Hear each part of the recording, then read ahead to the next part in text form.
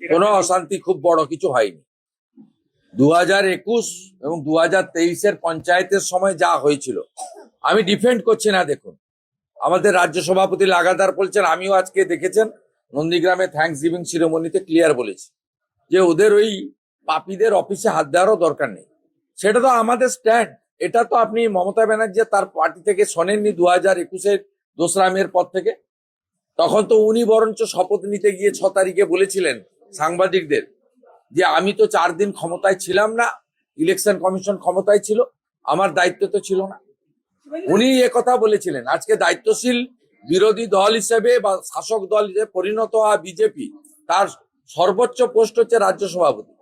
তিনি প্রথম দিন থেকে লাগাতার বলছেন, আমিও গতকাল বলেছি, আজকে আমি প্রকাশ্যে জনসভাতে বলেছি। এই দুপুরবেলা ফোন করেছি ডিজিপিকে, আল্লাহ আপনার এফআইআর কত হয়েছে বলুন।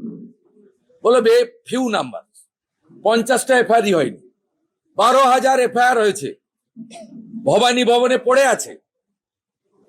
রিটায়ার্ড জাস্টিস মঞ্জুলা চেল্লুরের নেতৃত্বে কমিশন করে দিয়েছিল, 100% এফআইআর কে এফআরটি করে দিয়েছেন। ওই ফাইলগুলো খোলাবো।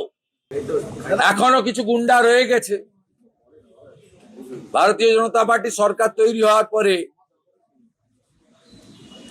দলমত নির্বিশেষে ধর্ম সম্প্রদায়ের ঊর্ধ্বে উঠে গুন্ডা দমন হবে।